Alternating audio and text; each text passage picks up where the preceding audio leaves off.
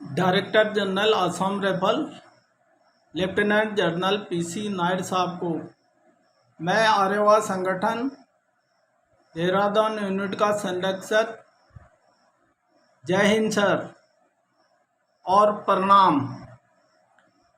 आपने जो लंबी सेवा के उपरांत और सबसे ऊंचे पद पर पहुंचने के बाद जो 3 साल 7 महीने का समय आसाम राइफल के डीजी के पद पर रहते हुए आज आप सेवानिवृत्त हो रहे हैं, इसके लिए आर्यवा संगठन की तरफ से आपको बहुत बहुत बधाई।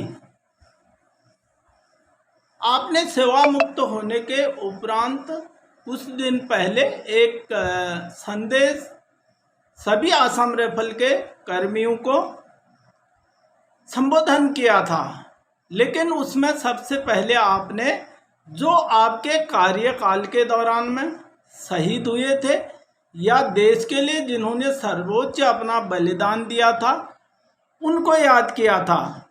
महोदय, मैं आपसे निवेदन करना चाहता हूं। अब निवेदन करने से कोई फायदा नहीं है, आप उस काम को कर नहीं सकते हैं आप, क्योंकि आप सेवा मुक्त हो गए हैं। वैल्यू कुर्सी की होती है, आदमी की वैल्यू नहीं होती है। आप ही के कार्यकाल में जब आप मेजर थे और आप कंपनी कमांडर थे और आज JNK में एक बड़ा ऑपरेशन हुआ, बड़ा चर्चित ऑपरेशन, ये वर्ल्ड का पहला ऑपरेशन था जिसमें कि 13 आदमियों ने, 15 आदमी में से 2 शहीद हो गए थे, 13 आदमियों ने कम से कम 72 आदमी को मारा, 13 को जिंदा पकड़ा, 135 से लगभग हथियारों की बरामदी की। ये दुनिया का सबसे बड़ा ऑपरेशन था इंसर्जेंसी इलाके का। लेकिन उस कंपनी के जिसमें राम कुमार नाम का एक जवान शहीद हो गया था, वो आपकी कंपनी का था। मैं आपको फिर याद दिला रहा हूँ, एक वीडियो मैंने पहले भी आपको दिया था, आज याद दिला रहा हूँ। और मरणोपरांत आप ही ने साइटेशन लिख करके उनको सेना मेडल से सम्मानित किया था, लेकिन आज उस परिवार की हालत क्या है इस संबंध में आपने कभी सोचा नहीं। जबकि राम कुमार आर्या जी की वाइफ कई बार अपने बच्चे को भर्ती कराने के लिए आपके पास ले गई थी, लेकिन आपने वेट में ज्यादा होने के कारण उसको बाहर निकाल दिया था। अब मैं सुनाता हूं उसकी हालत क्या थी उस समय में। जिस समय राम कुमार आर्या जी शहीद हुए थे, उनकी टोटल 2.5 साल सर्विस थी, टोटल 2.5 साल सर्विस थी।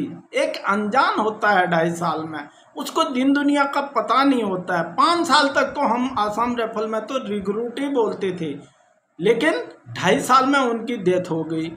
और उनकी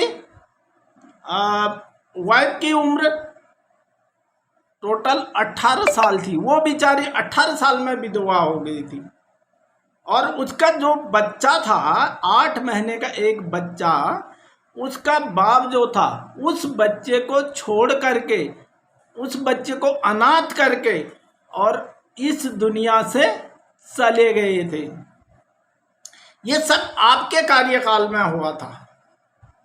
और इतनी बड़ी मात्रा में ये सब हथियार, अम्लेशन और उग्रवादियों को मारना, ये सब लेकर के अब उन्होंने इस देश को बचाने के लिए, अपनी पलटन की साख को बचाने के लिए, नाम निशान और नमक के लिए अपनी सर्वोच्च बलिदान और कुर्बानी दी थी उन्होंने। लेकिन आज तक उनके परिवार को न्याय नहीं मिला है और उनकी वाइफ दर दर की ठोकरें खा रही है अपने बच्चे को नौकरी लगाने के लिए। सर, क्या आपके पास, ठीक है ओवरवेट था, वैसे तो सेना में ओवरवेट होना कोई बड़ी बात नहीं है। आप उसके साथ एक PTI लगा करके, आपके ऑर्डर के ऊपर क्या नहीं हो सकता था आसाम राइफल में, सब कुछ हो सकता था, लेकिन आपने ऐसा नहीं किया। उनको वेट घटाने की कोशिश नहीं की, वेट घटाने के लिए समय नहीं दिया और उनको वहां से सीधा आउट कर दिया कि ये भर्ती नहीं होगा। चलो ठीक है, वो फौज के लायक नहीं था। अब उसके बाद आपके पास कई विभाग ऐसे हैं, हिंदी टीचर हैं, स्कूलों में टीचर हैं, क्लर्क हैं, और उसके अलावा डीजीआर में और आईजीआर में कई सिविलियन स्टाफ हैं। क्या एक वैकेंसी अनुकंपा के थ्रू उस बच्चे के लिए नहीं थी जिसको आपने शहीद का दर्जा, सारे देश ने शहीद का दर्जा दिया हुआ है, उसके नाम का वहाँ पर मेमोरियल बना है, और उनका एक वहाँ पर जो है क्या बोलते हैं, बहुत बड़े ग्राउंड में उनकी मूर्ति बना करके मूर्ति लगाई गई है वहाँ पर। और वहाँ पर वो लंबा हो जाएगा वीडियो में, इसलिए ज़्यादा नहीं बोल रहा हूँ। वहाँ पर उसकी हालत क्या थी सभी को दिखा दिया था। अब इसके उपरांत मैं आता हूँ आगे। शहीद के बच्चे बेटे का नाम तो दे दिया, आप उसको कहीं भी नौकरी दे सकते थे। इतने बड़े देश में क्या एक शहीद के बच्चे के लिए एक नौकरी नहीं हो सकती थी, जिसने आसाम राइफल के लिए अपना सर्वोच्च बलिदान दिया। अब रही बात सेना मेडल की, आपका कहना है सेना मेडल का गजट नोटिफिकेशन नहीं था क्या? 62 साल बाद हमारे उच्च अधिकारियों को पता चला कि राष्ट्रपति द्वारा यह गजट नोटिफिकेशन सैंक्शन नहीं किया गया है, तो अब याद आया।